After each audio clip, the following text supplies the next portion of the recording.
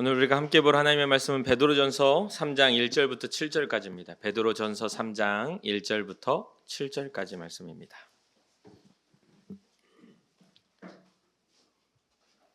베드로전서 3장 1절부터 7절까지의 말씀을 한 절 한 절 교독하고 마지막 절 함께 읽겠습니다. 아내들아 이와 같이 자기 남편에게 순종하라. 이는 혹 말씀을 순종하지 않는 자라도 말로 말미암지 않고 그 아내의 행실로 말미암아 구원을 받게 하려 함이니 너희의 단장은 머리를 꾸미고 금을 차고 아름다운 옷을 입는 외모로 하지 말고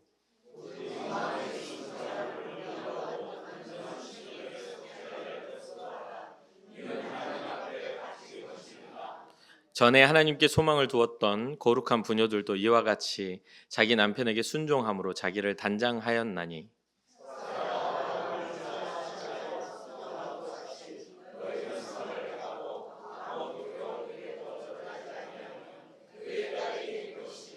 함께 읽겠습니다. 남편들아 이와 같이 지식을 따라 너희 아내와 동거하고 그를 더 연약한 그릇이요 또 생명의 은혜를 함께 이어받을 자로 알아 귀히 여기라. 이는 너희 기도가 막히지 아니하게 하려 함이라. 아멘. 오늘은 부부 사랑 주일입니다. 부부 사랑 주일, 우리 부부가 사랑해야 할 주일인 것이죠.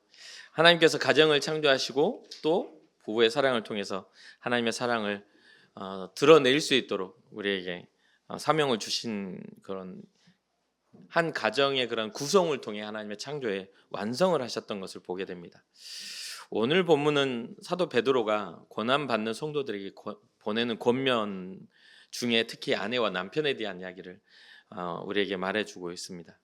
그러나 단지 이제 어떤 역할을 분담해서 아내의 역할, 남편의 역할을 말하려고 이렇게 기록한 것이 아니라 오히려 이 아내와 남편 안에서 서로 신앙으로 연합되어지는, 그러니까 외적인 그런 연합 그 이상의 영적인 연합에 대한 이야기를 나눠주고 있는 것이죠. 특별히 지금 시대상으로 좀 보면 1세기의 로마, 헬라 이 유대 사회는 가부장적인 그러한 문화입니다. 그렇다 보니까 여인들이 기독교인이 되어 살아가는 것도 굉장히 어려운 시대죠. 남편이 신앙이 있느냐 없느냐에 따라서 굉장히 그 상황들이 많이 어려워지는 그런 중요한 그런 문제로 보고 있습니다. 서로 믿음의 대치가 이렇게 믿음으로 서로 다른 믿음의 대치가 이루어지게 되면 이제 사회적으로나 가정적인 그런 부분들이 이제 문제가 일어나면서 신앙의 어떤 무너짐들이 일어나게 되는 상황이죠. 특히 초기 기독교이기 때문에 기독교의 그런 초대 교회가 굉장히 핍박을 받는 시대였다는 것은 우리가 많이 설명하지 않아도 아는 때입니다. 게다가 기독교 역사나 종교의 그런 흐름들을 보면 남성보다는 여성이 훨씬 더 종교성이 강합니다. 그래서 어느 문화에서든지 간에 여성들이 더 많은 어떤 종교의 어떤 받아들임을 통해 그 역할이 크다고 볼 수 있죠. 우리 한국 기독교의 역사도 교회의 모든 구성원들이 남성보다는 여성들이 훨씬 더 많고 제 어렸을 때만 해도 또 그런 것들이 많습니다. 그런데 왜 이런 현상이 일어나는가? 뭐 어떤 특별한 어떤 연구를 통해서 이루어지는 건 아니지만 초대교회 때부터 이 복음의 방향성에 대한 이야기를 좀 하게 되죠. 복음의 방향성이 어디서부터 출발하냐면 권위가 있고 권세가 있고 뭐 힘 있는 자들보다는 약한 자들에서부터 이게 형성이 돼서 복음이 확산이 됩니다. 그러면 시대적으로 보면 여인들은 어떤 위치입니까? 약자의 위치입니다. 오늘날의 현대화가 되면서 현재에는 남성과 여성의 어떤 그런 위치나 그런 어떤 권리가 많이 보장되고 이렇게 좋아지는 상태지만 이 조금만 역사를 거슬러 올라가면 여성들은 어떤 항상 희생되는 위치에 서 있습니다. 힘을 발휘하는 그런 위치가 아니라 남성들은 맨날 전쟁하고 맨날 싸우고 하는데 여성들은 전리품이나 어떤 희생되는 그런 존재들이었단 말이죠. 이게 오랜 긴 시간 동안 이 여성들의 어떤 그런 희생들이 자리 잡고 있어요. 이때 당시에도 아내들의 어떤 활동들은 남편들의 동의를 얻어야 되는 그런 시대라고 보는 게 맞습니다. 가부장적이라는 것은 바로 그러한 것을 뜻하는 것이죠. 그러니 베드로는 이 아내들에게 전파된 복음, 그러니까 단순하게 부부간의 관계를 위한 그러한 이야기보다 신앙적인 관점에서의 새롭게 발견된 여인의 그런 역할에 대한 이야기를 하고 있죠. 오늘 본문을 보면 여인에 대한 이야기가, 그러니까 아내에 대한 이야기가 6절까지, 1절부터 6절까지 나오고 남편에 대한 이야기는 7절 한 절로 끝납니다. 그러니까 이게 굉장히 어떻게 보면 이 상황을 보면 좀 불공평하게 아내들이 해야 될 몫을 많이 이야기하는 것 같지만 조금 더 들여다보면 아내들의 역할과 몫이 얼마나 큰지를 보여주는 그러한 부분이기도 합니다. 그러니까 이것을 하나의 불공평으로 보지 마시고 복음이 흘러가는 하나의 몫으로 보면 오히려 아내들의 역할이 남편을 살리는, 영적으로 죽어가는 남편을 깨어나게 만드는 그런 역할임을 이 베드로는 이야기해주고 있는 것이죠. 이 오늘 본문의 시작이 참 어찌 보면 여성들 입장에서 기분 나쁘게 시작합니다. 근데 기분 나쁘게 보지 마시고 말씀의 전체를 보시면 얼마나 이게 사명적이고 굉장히 가치 있는 일을 깨닫게 되죠. 시작이 그렇습니다. 아내들아, 이와 같이 자기 남편에게 순종하라. 요즘에는 약한 아내들이 별로 없기 때문에 남편들 다 아시죠? 약한 아내는 세상에 존재하지 않습니다. 요즘은 다 강한 아내들이 돼요. 근데 순종한다는 말 자체가 굉장히 뭐랄까 강력한 복종을 의미하는 것 같이 보여지죠. 이게 원어로 봐도 복종하라라고 이렇게 그 원어적인 게 복종의 단어를 쓰거든요. 근데 이게 신앙적으로 보면 이게 복종의 단어가 아니라 순종의 단어. 순종이라는 것은, 복종은 이유가 없이 따라야 하는 거지만 순종은 스스로가 결정에 의해서 거기에 따라가는 것을 자발적인 순복을 의미하는 거거든요. 이러한 부분들은 이때 당시에 신앙을 가졌던 신앙자들이 누구를 본받아 알게 되는 거냐면 예수님의 걸어가신 십자가를 본받아 알게 되는, 예수님의 순종을 본받아 신앙적인 형성을 이룬 거기 때문에 지금 베드로의 이 순종하라 하는 말은 단순한 이유 불문하고 시대적인 흐름 속 가부장적이니까 복종하라는 뜻이 아니라 주님의 그 발자취를 따라 가정을 세우는 일에 대한 이야기를 하고 있습니다. 남편의 지위를 무조건적으로 인정하고 세우라는 그런 뜻이 아닙니다. 질서 안에서 하나님의 뜻에 순종하는 태도를 따라 너희들이 가진 복음이 온전해질 수 있도록 하는 것이 이 배경의 흐름 속의 가치인 것이죠. 이는 혹 말씀을 순종하지 않는 자라도, 지금 현재 아내들이 바라보고 있는 남편은 어떤 남편입니까? 믿지 않는 남편입니다. 하나님의 말씀을 알지 못하고 순종하지 않는 자라도 말로 말미암지, 어떤 언어적인 설득으로 말미암지 않고 그 아내가 가진 선한 행실로 말미암아 구원을 받게 하려 하는 것이다. 이 베드로는 지금 그런 복음의 그런 사명적 요소 속에서 아내들에게 그것을 불러오고 있는 것이죠. 그러니까 굉장히 무서운 아내가 아니라 좀 부드러운 아내가 되어주면 복음이 그것을 통해 흘러간다라고 말할 수 있는 것이죠. 그러면서 2절에 뭐라고 연결하냐면 너희의 두려워하는 하며 정결한 행실을 봄이라. 두려워한다는 것은 남편에 대한 두려움이 아닙니다. 복음 앞에 선 사명적인 그러한 모습입니다. 악한 행실이 아닌 선한 행실을 통해 하나님 앞에서의 선한 가정을 세워가는 그 과정들을 통해, 그리고 정결한 그 행실을 통해서 남편들이 깨달아 주님 앞에 나아올 수 있는 그 기회를 주라는 이야기를 하죠. 그러면서 3절에 이렇게 말합니다. 너희의 단장은 머리를 꾸미고 금을 취하고 아름다운 옷을 입는 외모로 하지 말고. 아름다운 것들을 추구하지 말라는 이야기가 절대 아니죠. 그러나 그 아름다움에 감추어져 버리는 내적인 것들이 다스려지지 않고 외적인 아름다움만 추구하는 그러한 것에서 벗어나서, 이게 사람이 위기 가운데 진가가 나타나잖아요. 어떤 그 사람의 아름다움은 이 속에서 나오는 그 생각과 말의 위기 가운데 나오는 것에서 그 사람의 가치와 진가가 드러나게 되는 거거든요. 그러니까 겉으로는 그럴싸해 보이는데 안에는 정말 굉장한 어떤 분노나 이런 걸 가지고 있으면 안 되겠죠. 그러니까 베드로는 참된 아름다움은 외적으로 보여지는 치장되어 있는 여러 가지 나를 나타내는 그런 것이 아니라 오히려 외모가 아닌 내면에 있다라는 것을 이야기하려고 하는 것이죠. 그러니까 아름다운 옷을 입으면 외모로 하지 말고 4절 오직 마음에 숨은 사람을 이라고 이야기합니다. 마음에 숨은 사람이라는 것은 뭡니까? 우리가 흔히 말하는 겉사람이 아닌 속사람을 의미하는 거죠. 그 속사람, 즉 하나님 앞에서의 인격입니다. 또 하나님 앞에서의 영격입니다. 여기서 말하는 이 여인은 믿음의 여인인 거예요. 복음을 알고 예수 그리스도의 그 십자가와 그 생명을 소유한 그 여인이 그 삶에 있어서 불합리하고 부조리한 집 사회적인 구조 속에서도 남편과 가정을 세우는 일에 지혜로워지는 현숙한 여인의 그러한 모습들을 이야기하고 있는 것이죠. 오히려 지금에 살아가는 우리에게 더 많은 걸 갖추고 있다면 더 많은 것들을 나타내 보여줄 수가 있겠죠. 그 가정 안에서의 아내의 위상이 있다면 그 위상을 가지고 그 가정을 평안하고 현숙하게 현명하게 가정을 꾸려나갈 수 있는 그 지혜로움이 있다면 더 낫겠죠. 겉사람은 사실 시간이 지나가면 달라지고 쇠합니다. 아무리 아름다운 여인이라도 세월의 흐름을 막을 수가 없어요. 그 어떠한 우리가 TV에서 영화 배우들 정말 저렇게 하루만 저렇게 저 얼굴로 살아보고 싶다 하는 사람들이 있잖아요. 그런 사람들이 이렇게 있는데 그런 사람들도 세월이 가면 어느 순간에 동일한 비슷한 모습으로 노년의 때를 갖게 되죠. 그런데 그 사람을 더욱더 멋지고 아름답게 만드는 게 뭡니까? 외모는 그렇게 되지만 진짜 인생에 있어서 멋진 사람들은 이 내적으로 속 사람이 굉장히 멋스러운 사람들은 세월이 갈수록 그 멋이 드러나게 되겠죠. 저는 이제 이 말씀 성경을 하도 많이 이제 읽어가고 계속 묵상하기 때문에 이 말씀 이 베드로전서 3장 1절부터 7절까지 말씀이 저에게 굉장히 많은 영향력을 미치거든요. 그래서 저는 설교 중에서도 한번 이야기했지만 저는 멋스러움을 좀 추구하는 것 같습니다. 그 멋스러움은 뭐냐면 먼저는 좋은 남편의 멋을 갖고 싶었어요.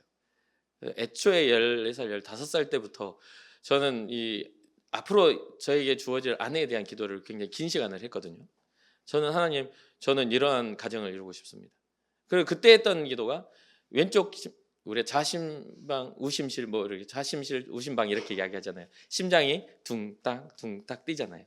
그래서 제가 그때 했던 기도가 뭐냐면 제 왼쪽 심장에는 예수 그리스도의 십자가가 예수 그리스도의 생명이 새겨져서 주님을 향한 사랑이 이 심장이 멈출 때 끝나게 하시고 오른쪽 심장에는 내게 주어지는 사랑, 내가 사랑해야 할 사람들에 대한 특히 내 미래 내 아내가 이 심장이 멈출 때 내 사랑이 끝나게 하옵소서. 뭔가 이렇게 약간 낭만적인, 저만 그런가요? 낭만적인 사랑을 꿈꿨습니다. 좀 변함없는. 그래서 몇 가지의 어떤 그런 규명하고 정의 내리는 것들이 단어들이 있어요. 그래서 저는 그 천년의 사랑 이런 영화 있잖아요. 그런 거, 여러분 그런 거 보셨죠? 근데 여러분 천년의 사랑이 아니라 한 달 사랑하기도 아니 하루 제대로 사랑하기도 쉽지 않은 거잖아요. 그럼 어떻게 사랑하는 게 천년의 사랑일까요? 한결같이 사랑하는, 한결같이 세월이 지나도 변함없는 사랑을 하는 걸 우리는 그런 사랑을 꿈꿉니다. 그런 걸 두고 우리는 뭐라고 하냐면 지극한 사랑이라고 해요. 지극한 사랑. 그래서 지극한 사랑을 하고 싶었어요. 저는 앞으로 그렇게 하고 싶어서 그렇게 살려고 노력을 합니다. 그러면 거기서 좀 다르게 좋은 것에 사랑하는 일에 아주 특별하지 않아도 매일매일 비슷하게 동일하게 사랑할 수 있는 건 지극하단 말이에요. 한 번, 두 번이 아니라 1년, 2년, 10년, 20년을 사랑할 수 있으면 그건 지극한 사랑이죠. 근데 한결같이 사랑을 안 해. 그러면 뭐 하죠? 처음 결혼할 때 빼고는 맨날 사랑을 안 해. 귀하게 안 여겨줘. 그럼 지독한 사랑을 하는 겁니다. 진짜. 아주 지독하다 너는 진짜. 나는 원래 이래 이 말을 평생 하는 겁니다. 나는 그거 잘 못해. 그 좀 못하면 좀 노력하면 안 되는 건가요? 노력하면은 될 수 있는 건데 노력할 생각이 없어서 지독하게도 그걸 계속해서 주장을 하죠. 그래서 저는 지독한 사랑보다는 지극한 사랑이 좋습니다. 여러분 어떠신가요? 실수하고 잘못하는 것들을 이렇게 바꿔갈 수 있는 그런 용기도 좀 필요한 것이죠. 그러려면 어떻게 하냐면 겉으로 보여지는 외적인 것보다 내 속사람이 좀 강건해지고 그 안에 가치를 세워야 되는 거죠. 그러한 것들에 이 어떤 정의가 필요한 것 같아요. 신앙에서도 마찬가지고 주님을 향한 신앙이 내 심장이 멈추기까지, 주님은 생명이시니까 어떤 사람들의 어떤 이해관계나 그런 것 때문에 내 심장이 뛰는 거 아니잖아요. 그렇잖아요. 우리가 살아있음이 누군가 인정해줘서 내가 살아있는 게 아니잖아요. 주님이 우리에게 허락하신 생명력이 나의 의지와 상관없이 자율신경적으로, 나의 의지와 상관없이 심장이 뛰어라 해서 뛰는 게 아니라 그냥 가만히 내버려둬도 뛰게 만드는 하나님의 그 사랑이 저를 이끌어가는 그런 것들을 꿈꿔봤습니다. 여러분도 그런 꿈이 있었으면 좋겠어요. 내 심장이 멈출 때 그때서야 완성된다고 생각하고 신앙생활을 하는 겁니다. 사람 때문에 실망할 것도 아니고 어떤 환경 때문에 실망할 것도 아니에요. 그건 주님이 우리에게 주신 자연스러운 생명력에 의해서 우리는 신앙생활을 해나가야 되는 거죠. 거기와 동일하게 인생의 사랑도 마찬가지라고 생각합니다. 물론 사랑에 있어서 한계가 있고 유통기한이 있는 경우도 많습니다. 꼭 완성되어져서 끝까지 가야만 사랑이라고 여겨지진 않아요. 때로는 어떤 관계가 불행해질 수도 있는 거니까요. 그렇기 때문에 그러한 부분들에 있어서도 우리는 어떻게 해야 되냐면 여전히 우리를 살게 하시는 그 사랑, 예수 그리스도의 그 사랑, 하나님의 사랑에 입각해 다시 한번 그것을 꿈꾸며 살아가는 겁니다. 다시 한번 일어서서 그 일들을 이루며 살아가는 거예요. 포기하지 말고 끝까지 가는 것이죠. 그렇게 되려면 어떻게 해야 되냐면 우리의 속사람이 강건해져야 된다고요. 우리 안에 우리 내재되어 있는 그런 어떤 우리 하나님을 향한 신뢰와 하나님을 향한 그 사랑이 깊어져야 됩니다. 그러니 4절에 오직 마음에 숨은 사람, 이 내 안에 감춰져 있는 이 사람이 어떻게 돼야 되냐면 온유해져야 됩니다. 이 온유라는 이 단어는 예수님의 성품을 나타내는 단어이기도 합니다. 그렇죠? 예수님의 성품을 나타내면서 이제 헬라어로는 프라우스라고 해서 배려하고 겸허하다. 그러한 뜻을 가진 그러한 어떤 부드러운 마음을 가진 그러한 온유함으로 무장되어야만 합니다. 그리고 또 뭐가 있어야 돼요? 심령이 썩지 아니할 가치를 가지고 있어야 되죠. 정숙한 심령에 썩지 아니할 것으로. 우리의 것들이 내 것을 가지고 하는 것은 한계가 있지만 주님의 것으로 하는 것들은 한계가 없습니다. 주님을 본받아 주님을 의지하여 가는 것들에 있어서는 죽기까지 우리를 사랑하신 그 사랑에 의지하게 되면 우리는 넘어질 수가 없어요. 내 것 가지고 하려니까 우리 지금 오래 달리기 조금만 하자 해도 여기서 금방 도태될 사람들 많잖아요. 평상시에 안 달려본 사람은 못합니다. 좀 더 달려본 사람은 좀 더 멀리 갈 수는 있겠죠. 그러나 그 한계가 어디까지일까요? 어디까지이겠어요? 결국은 우리가 가지고 있는 것들은 한계가 금방 드러납니다. 그러나 하나님이 주신 것들은 한계가 없어요. 그것은 영혼까지 이어지는 가치이기 때문에 그렇죠. 그래서 우리의 마음, 그 숨어있는 우리의 숨은 사람이 강건해져서 우리의 영이 강건해져서 주님 앞에서 가치를 발견하고 하나님 앞에 값진 것으로 발견될 수 있도록 오늘 4절에 그럽니다. 이는 하나님 앞에 값진 것이니라 라고 말씀해 주고 있는 것이죠. 이 값진 것이라는 것을 헬라어 원문에서 보니까 귀중하고 드문 보석이랍니다. 그러니까 보석이 왜 값지냐면요, 희소성 때문에 그래요. 희소성 때문에. 그러니까 여러분, 우리가 살아가는 삶에 있어서 우리가 주님 앞에서 가지고 있어야 할 희소성이 있는 가치를 가지는 사람이 됐을 때 주님 앞에 보석과 같이 발견되는 겁니다. 세상에서 다 주님을 버려도 난 주님을 버리지 않습니다. 세상에서 다 주님 앞에서 가치를 깨닫지 못하여도 나는 주님을 바라보고 주님 앞에서의 가치를 발견하기에 나의 눈은 주님을 향합니다 라고 하는 그러한 모습들이 있어야 되는 거죠. 그 근거가 어디에서? 주님을 보면서요. 이것은 바로 하나님 나라의 성품이기도 하는 겁니다. 하나님 나라의 백성의 성품인 거죠. 예수님 닮은 자라고 이야기할 수 있겠어요. 이것을 베드로는 하나님 앞에서 큰 것이라고 말하면 큰 값진 것이라고 이야기해 줍니다. 외적인 아름다움보다 경건하고 온유한 경건하고 온유한 영격을 가진 여인, 너를 통하여 믿지 않는 너의 남편이라도, 믿지 않는 너의 친구라도, 믿지 않는 너의 가족이라도 죽게 돌아오게 될 것이다. 여러 말로 막 이야기를 하는데 행실은 굉장히 지극하지 않아.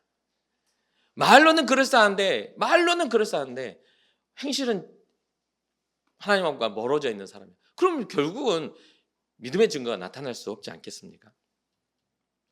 그러면서 이 베드로는 이 사라와 아브라함 관계 안에서 이것을 설명해 줍니다.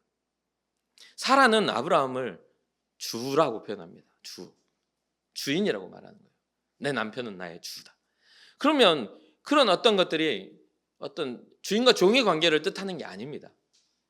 남편에 대한 존중의 마음입니다. 결국 아브라함의 여정을 보면 아브라함이 75세 때 부름을 받아 본토 친척 아비의 집을 떠나 갈 때에도 순종함으로 아브라함의 삶을 따라갔던 사라의 모습을 보죠. 하다못해 그때 당시에는 아름다운 여인 사라를 보고 사람의 왕들이 그걸 취하기를 원해서 아브라함을 죽이고 할까봐 아브라함이 자기를 오라버니라고 해달라고 할 정도로 어찌 보면 굉장히 비겁한 남편의 모습을 본 거잖아요. 하다못해 그 비겁함을 통해 빼앗겨가지고 다른 사람의 소유로 이렇게 가게 되는 그런 상황들이잖아요. 그런데 그럼에도 불구하고 원망보다는 다시 한번 신뢰하며 하나님 하신 일들에 대한 믿음이 굉장히 컸던 것도 보게 됩니다. 우리는 인생을 살면서 불합리함에 마주할 때가 많습니다. 우리가 생각한 것과 다른 것들을 대면해야 될 때가 많아요. 그것이 꼭 특정한 어떤 상황보다도 어떠한 상황에 처해 있든지 간에 그 앞에 대면하는 사건들이 생겨납니다. 여인들이 어머니로서 자녀를 키울 때도 아이들의 어떤 사춘기 앞에 절망을 느낄 때도 많아요. 아니 이제 막 결혼하여 임신하여 했을 때 뱃속에 있는 아이가 나를 괴롭게 만드는 입덧을 하는 것들 때문에 그것을 고통스럽게 여기는 경우도 생겨납니다. 어떤 불합리함에 서게 돼요. 그러나 믿음의 사람들은 그 불합리함에 지는 사람이 아니라 그 불합리함 속에서도 일하시는 하나님을 신뢰하는 것이 믿음이라고 성경은 이야기해 주고 있는 것이죠. 그게 바로 믿음을 가진 여인들의 어떤 따라가야 할 본이라고 오늘 본문은 베드로는 이야기해 주고 있어요. 이게 바로 초대교회에 핍박받는 기독교인들 가운데 그 핍박 안에 속해져 있던 믿음의 여인들에게 하는 권면이기도 합니다. 기독교 초기에는 핍박이 엄청나게 심했죠. 그 믿음이라는 것 자체가 약한 자들로부터 퍼져나간 자기의 어떤 주도권이 없는 여인들로부터 쫙 퍼져나가서 그 암암리에 퍼져나가고 있는 복음이 가정을 변화시키고 남편을 변화시키고 영향력 있게 사회에 그러한 것들을 나타나게 하는 그런 모습들. 그러한 영향력 있는 변화는 바로 존중과 사랑에서 비롯된 그 이면에 하나님 앞에서 받은 큰 은혜에서 비롯된 현숙한 여인들의 믿음의 발자취라고도 이야기할 수가 있겠습니다. 그러니까 여기서 중요한 것은 여성의 순종을 강조하는 게 아닙니다. 여성들이 복종하라는 것이 답이라고 여기는 게 아니에요. 여기서 강조하고 있는 것은 복음 앞에 선 여인들의 삶의 모습을 의미하고 있는 것이죠. 그러면서 이제 7절에 한 절로 남편에 대한 이야기를 하고 있습니다. 뭐냐면 남편들아 이와 같이 지식을 따라라고 하면서 이 남편들 이제 여기서는 이제 또 믿음의 남편들이 있을 거 아닙니까? 주님 앞에서 가치가 발견된 남편들에 대한 권면이지 않겠어요? 그러니까 지금 믿는 자들에게 지금 편지를 쓰고 있는데 그 믿는 자 무리는 여성도 있지만 남성도 있겠잖아요. 근데 한 줄로 이걸 표현하는데 이 한 줄이라고 해서 가벼운 게 아닙니다. 굉장히 무겁고 굉장히 깊은 의미를 우리에게 전해주고 있거든요. 그 깊은 의미의 첫 번째가 지식을 따라라는 이 단어입니다. 여기서 말한 지식을 따라라는 것은 세상적인 어떤 지적인 것, 철학적인 것, 헬레니즘 문화 안에서 발달된 그런 것들을 따라가 아닙니다. 여기서 지식은 하나님을 경외하는 지식입니다. 너희가 하나님 앞에서의 가치를 발견했다면, 너희가 하나님을 알고 예수 그리스도가 하나님의 아들이신 예수 그리스도가 이 땅에 오셔서 우리를 위해 죽으신 그 사랑의 가치를 발견했다면, 그 지식의 가치를 따라 남편들의 삶이 세워져야 한다는 것을 이야기하고 있죠. 어떤 상식이나 정보가 아닙니다. 하나님에 대한 지식, 또 아내에 대한 이해입니다. 자기 아내에 대한 이해. 그럼 어떤 이해를 가져야 됩니까? 그 지식에 따라 아내와 동거하는데 아내를 어떻게 이해해야 합니까? 저는 이 7절의 말씀 때문에 제 인생에 남편으로서 또 이렇게 살아가는 삶으로서 제 인생에 하나의 기준을 세웠거든요. 뭡니까? 그를 더 연약한 그릇이요. 지식을 따라 너희 아내와 동거하고 그를 더 연약한 그릇으로 여기라고 말합니다. 연약한 그릇. 아까도 말했지만 요즘에 연약한 아내는 없어요. 남성 호르몬이 점점 일어나면서 남자는 약해지고 여자는 강해지는 그런 시대에 살고 있지 않습니까? 연약한 아내는 없어요. 그런 상식적인 걸 이야기하고 있는 게 아닙니다. 이때 당시의 문화는 또 여성의 권리와 어떤 인권이 그렇게 대변되는 시대는 아니니까. 그래서 저는 그렇게 생각을 합니다. 제게 주어진 아내가 정말 닦을수록 빛이 나는 그릇이고 소중하게 깨뜨리지 않게 조심스럽게 다뤄야 할 가치라고 생각하거든요. 그래서 결혼하고 지금까지 그렇게 잘 살아오는 것 같습니다. 말 한마디도 저는 함부로 하지 않습니다. 살면서 제 아내에게 왜 그랬어라는 단어를 한 번도 해본 적이 없습니다. 이해되지 않는 부분도 있죠. 어떻게 다 이해되어 있어요. 그런데 신뢰가 무너진 단어라고 저는 생각해요. 왜 그랬어? 그거는 아내에 대한 신뢰를 하지 않기 때문에 그거를 추궁하는 단어라고 저는 그렇게 생각을 했어요. 그래서 삶을 살면서 어떠한 상황이나 어떠한 이해되지 않는 그 과정에서도 아니 이거 왜? 라는 단어를 써본 적이 없습니다. 누군가 저한테 와서 왜 그랬어? 라고 하는 게 전 싫어요. 그게 굉장히 저에게는 파괴적인 단어라고 생각을 하거든요. 신뢰를 무너뜨리는. 아니 왜 그러는 건데요? 왜 그렇게 한 거예요? 라고 하는 것들. 제가 그런 소리를 안 들었다는 이야기가 아닙니다. 저는 삶을 살면서 제 아내가 왜라는 단어를 많이 사용했습니다. 목사님 왜 그러신 거죠? 라고 많이 해요. 그런데 그런 거 말고요. 제가 사용하는 거 조심스럽게. 아이들을 교육할 때에도 때로는 집에 들어가면 곡소리가 날 때가 있잖아요. 우리 아이들 넷이니까 사춘기만 10년 동안 아내가 겪었는데 얼마나 힘들었겠어요. 남편은 맨날 늦게까지 교회에서 일하고 늦게 들어오면 잠잤다가 다시 아침에 새벽에 나가고 이런 생활을 부교육자 생활 하는 동안에는 거의 한 20 몇 년 동안을 그렇게 살아왔는데 얼마나 힘들었겠어요. 내 자녀를 키우는데. 그러면 막 곡소리 나고 있어도 왜 그랬냐는 이야기를 해본 적이 없습니다. 이유가 있겠지. 필요에 의한 거겠지. 그리고 아이들을 교육하고 상한 마음으로 들어와 울고 있는 아내 위로하고 괜찮아. 필요한 교육이었어. 그럼 대부분 싸움이 어떻게 나옵니까? 남편의 그 교육관, 아내의 교육관 부딪혀가지고 왜 애들 그렇게 때려잡아? 다 이유가 있었어요. 그 이유가 뭐라고 이렇게 때려잡아? 그러면서 막 그러다 보면 애 교육이 아니라 부부 싸움으로 번져가지고 진짜 해야 할 행복한 교육을 시켜야 할 가정이 애들한테 공포를 주는. 시작은 교육을 잘하자고 시작했는데 부모님들에게 싸움의 모습이 애들한테는 공포를 조장하는 그런 일들이 생겨나더라는 거죠. 어쩌면 이 표현은요, 이때 당시 베드로가 생각했을 때 사회적 약자였던 여성들의 현실을 반영한 표현이기도 합니다. 남편들이 아내를 연약함을 이유로 업신여기지 말아라. 아내의 어떤 권위, 그때 당시 지금처럼 보장되는 시대가 아니니까 그런 것들을 업신여기는 그 문화가 돼 있는 시대 아니겠어요? 그러니 아내를 하나님은 귀하게 여기기를 원하신다. 아담과 하와를 만드셨던 거죠. 갈비뼈를 치해 인생에 혼자 독차는 것이 외로워 보이는 것이 아쉬워 그 불쌍해 보여서 만들어주신 그런 인생의 반쪽. 그러니까 이 귀히 여기라는 말은 존귀하게 여기라, 명예롭게 여기라고 원어적으로는 표현으로는 그렇게 표현을 합니다. 생명의 은혜를 연약한 그릇이요 또 생명의 은혜를 함께 이어받을 자로 알아 귀히 여기라. 저는 이렇게 결혼을 하고 오랫동안 그런 준비를 해서 결혼했지 않습니까? 그 결혼하고 지금까지 너무 행복하게 사는 것 같아요.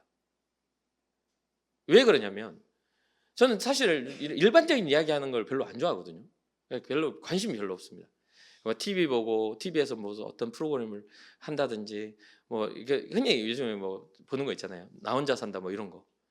그걸 왜 보고 있는지 잘 모르겠어요. 나 혼자 사는 걸 왜 그렇게 쳐다보고 좋아하고 있죠? 그게 저는 잘 이해가 잘 안 됩니다. 제 삶의 성실히 살기도 힘들어 죽겠는데 남의 그걸 보고 앉아가지고 이렇게 있는 것 자체가 너무 힘이 들어요. 근데 제 아내는 너무 좋아합니다. 그리고 제 아내는요, 나 혼자 산다, 혼자 사는 걸 보면 혼자 보면 좋을 텐데 항상 제가 이렇게 거실에 소파에 앉아있다가 너무 보기 힘들어 일어나면 가실 거예요? 그러면 못 가고 또 앉아 있습니다. 이렇게. 아니 잠깐 화장실만 다녀올게요. 또 앉아서 관심이 없어요 저는. 그리고 또 사역을 하잖아요. 제 아내가 이렇게 유아 유튜브 이렇게 하면 사역을 하고 사역한 이야기를 요즘엔 좀 덜 하는 것 같아요. 제가 설교 중에 몇 번 이야기해서 그런지. 근데 지난 여기 이렇게 오기 전에 이 대목교 사역하기 전에는 주일날 하고 난 다음에 오면 몇 시간 동안 그 하루에 있었던 이야기를 전부 이야기합니다. 어떤 선생님은 뭐하고 어떤 아이는 뭐하고 이렇게. 진짜로 그거를 옛날에 한 4시간 했다면 지금 한 1시간? 제가 지난번에 설교 중에 이야기했잖아요. 그렇게 이야기를 길게 하는데 제가 조금 이렇게 집중이 떨어질 때 있잖아요. 듣기 힘들 때. 그러면 이렇게 눈빛이 좀 흐려지는 것 같으면 봐봐요. 그러면 그걸 봐야 돼? 응. 그렇게 했던 시간들이 있습니다. 근데 그러한 부분들이 저에게 행복을 줍니다. 사역하고 일하고. 예전에는 TV 보고 뭐 또 TV에서 또 어떤 의사가 나와가지고 뭐 건강식품 뭐가 좋다 하면 그게 막 이거는 뭐가 좋고 막 이야기를 몇 시간씩 하면 저는 힘이 듭니다. 어떤 그런 부분들이 이제 어느 순간에 딱 정점이 되니까 지금은 복음을 위한 이야기, 삶의 가치, 우리에게 주어진 사명을 어떻게 감당할까? 지금도 인천 궁극교회 와서 우리 함께 생활하는 지금도 새벽까지 이야기합니다. 저희 이게 너무 저는 행복해요. 나 혼자 산다 말고 너무 행복해. 복음을 이야기할 수 있다는 것, 선한 가치를 말할 수 있다는 것. 때로는 목사로서 실수했을 때 목사님 왜 그렇게 하셨죠? 하면 저를 되돌아볼 수 있는 그런 질문을 하는 것. 제가 어제 아침이에요. 우리 이제 장례식을 치르고 이제 또 집에 돌아와가지고 잠깐 이렇게 쉬다가 나오는데 제가 좀 피곤했나 봐요. 잘 모르겠어요. 근데 제 얼굴이 항상 웃는 얼굴이거든요. 이렇게 집에 들어갈 때는 문고리 잡기 전에 웃고 들어가고, 제가 집에서도 약간 저는 개인적으로 예수님 때문에 좀 미친 삶을 살고 있어요. 약간 웃는 얼굴로 살아요. 아침에 나오는데 좀 피곤했는지 안 웃고 나왔나 봐요. 그래 아내가 같이 나오다가 목사님 굉장히 기분이 안 좋아 보이세요. 그런데 기분이 그렇게 안 좋진 않은데 그렇게 말하니까 사람이 좀 이상해요. 또 사람이 그렇게 이야기하면 그런가? 나 기분이 좀 안 좋은 것 같기도 해. 그래서 좀 다운된 것 같아. 이렇게 생각을 하게 돼요. 제가 웃고 있지 않았으니까. 저는 잘 때도요. 제 아내가 목사님 그럼 웃으면서 일어나요. 저는.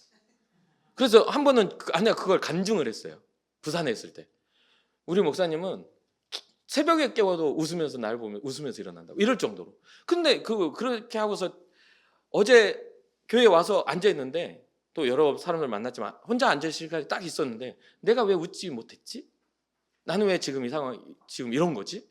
라고 하는데 내 안에 힘겨운 것들이 조금씩 자리 잡고 있는 것을 보게 됐어요. 이런 부분들이 이게 나를 웃지 못하게 만든 이유가 되는가라는 그 가치에 대한 생각들을 하게 됐습니다. 그런 것들을 정리하고서 오늘 아침에 이렇게 또 주일을 준비하면서 커피를 열심히 제가 내려서 부격자들 들어오라고 그래가지고 커피를 대접하면서 오늘 행복한 사역하자고, 주님 앞에서 그렇게 하자고, 그런 이야기를 했습니다. 뭔가를 준비하고 뭔가를 할 때 항상 부족함이 생기죠. 뭔가 제대로 준비되지 못한 것들이 뭔가 하나님 앞에 드려져야 할 가치들이 훼손되기도 해요. 실수들이 나옵니다. 근데 그 실수에 집중하는 것이 아니라 우리가 지금 어디야 주님 앞에 서 있다라는 지금 이 자리에, 이 거룩한 자리에 우리가 집중하여 주님을 바라볼 수 있는 그런 사랑. 관계도 그렇습니다. 남편들이 아내들을 사랑하는 것들에 있어서 그들의 연약함뿐만 아니라 생명의 은혜를 함께 이어받을, 생명의 은혜를 가치를 나눌 수 있는 존재로서 서로 연합되어질 때 영향력 있게 그들을 구원할 수 있는 길이 열려지는 게 아닌가 생각을 하는 거죠. 생명의 은혜를 함께 이어받을 자로 알아 귀히 여기라. 그러면서 하는 말이 이는 너희 기도가 막히지 아니하게 하려 함이라. 여러분 경험해 보십니까? 부부관계가 어우러지면요 기도도 이상하게 합니다. 뭔가 깨진 관계 안에 있는 사람, 뭔가 내 마음이 우울감이나 내 마음이 행복이 없는 사람들은요 절대 기도를 행복하게 못합니다. 맨날 억울한 생각만 하고 있어. 그래서 제가 기도하는 거 어렸을 때부터 제가 목사님의 아들로 태어나가지고 권사님들 기도하는 거 제가 이렇게 꼬맹이 때 이렇게 가서 이렇게 들어보고 하는 거 좋아한다고 했었잖아요. 진짜 재미납니다. 그거 듣고 있으면요. 진짜 굉장히 은혜스럽고 할렐루야. 그분은요 예수 생명, 예수 피 하는 그런 분이에요. 그런 분들 꽤 많아요. 옛날에 여러분 집회 참석하면 밥 지을 때 십자가 그리고 뭐하고 십자가 그리고 막 그런 이야기 집회 한번 참석해 보셨나요? 옛날에는 맨날 바쁘기 전에 거기다 십자가 그려가지고 퍼야 뭐 영적으로 은혜롭다 막 이런 이야기. 부흥 강사님들 막 그러니까 그렇게 은혜 받으신 분들이 할렐루야 뭐 넘어질 때 아이고 주여 막 이러면서 은혜스러운 이야기 막 하는데 기도할 때 보면요 과간이 아니에요. 그 원수 같은 년이 이게 기도인지 저주인지 모르겠어요. 더 심한 것도 많은데 그건 너무 이제 그렇잖아요.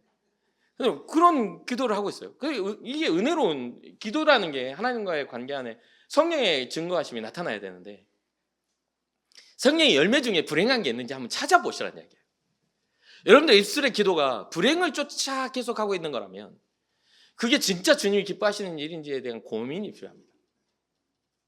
성령의 열매들은 우리를 행복하게 합니다. 우리를 평안하게 하고 우리를 사랑하게 하고 우리로 하여금 고난 앞에서도 인내할 수 있는 힘을 줍니다.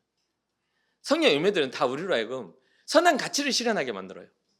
그런데 은혜로운 양반들이 인생에 있어서 아이고 주여 할렐루야 뭐 하는데 입술에 나중에 딱 보면 욕하고 있고 와 진짜 싸움도 얼마나 잘하는지 그냥 건드렸다 하면 막 그러면 안 된다는 거죠. 그러니까 오늘 본문의 핵심적인 뭡니까? 남편이든 아내든 마음에 숨은 사람을 단장하는 게 굉장히 중요하다. 우리 안에 겉으로 보여지는 인천궁교회 담임 목사 아니면 또 인천궁극교회 장로, 인천궁극교회 뭐 권사 이런 어떤 보여지는 외적인 것이 중요한 게 아니라 내 안에 진짜 단장되어진 하나님의 사람으로서의 그 가치가 나올 때 죽어간 영혼들에게 복음을 전해지는 능력도 함께 나간다는 거죠.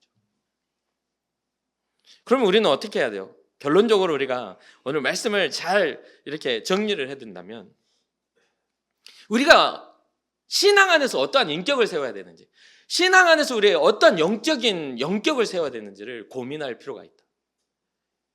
세상에는 좋은 인격을 가졌으나 하나님 앞에서는 영격이 상실된 사람이 있는가 하면 하나님 앞에서 영격을 추구하고 영격을 소유했으나 인간적인 인격은 망가져버리는 그런 부조화의 그런 어떤 모습이 아니라 인격과 영격이 온전하게 세워질 수 있는 그런 단장함이 필요하다는 거죠.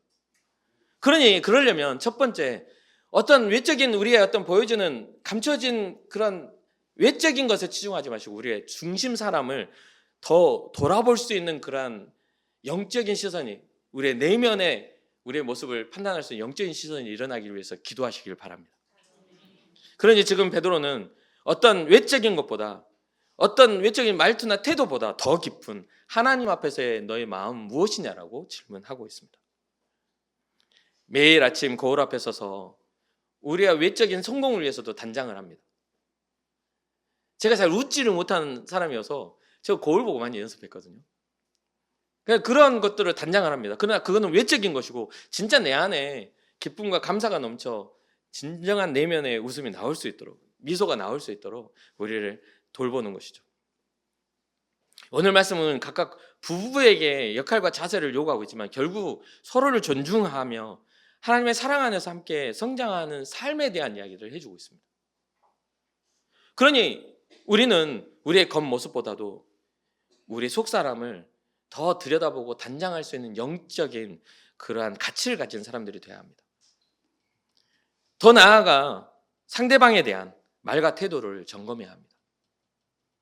내가 사용하는 언어는 상대방에게 그 사람을 세우는 말인가? 아니면 그 사람을 무너뜨리기 위한 말인가? 상대의 존재를 귀히 여기는 태도인가? 아니면 언행 속에서 상대를 무시하고 낮잡아보는 그런 말인가? 오늘 하루 우리는 상대에게 감사와 존중의 말을 좀 해보면 좋겠습니다. 당신 덕분에 감사합니다. 당신 덕분에 행복합니다. 저는 어제 그 이야기 들었거든요. 제 아내에게. 항상 그런 이야기들을 매일 저는 같이 이렇게 카톡으로 또 서로 만나 얼굴 쳐다보면서 합니다.